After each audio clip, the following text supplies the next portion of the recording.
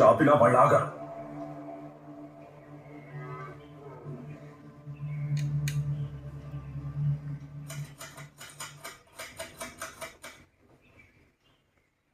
Hello sir, మీ దగ్గరికి నేనే వద్దాం అనుకున్నాను. నిన్న రాత్రి రాములు 6గురిని చంపి వాడికి వాడు తల బాదుకొని చచ్చాడు. రాములా? నిన్న అతను నా పైన కూడా దాడి చేశాడు సార్. తెలీదు సార్. మరి మాకెందుకు రిపోర్ట్ చేయలేదు? ఆవు కోసం వచ్చాడు సార్.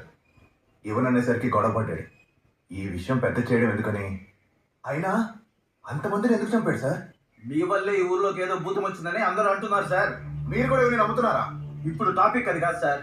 మీకు ఇక్కడ పని అయిపోయిందా లేదా?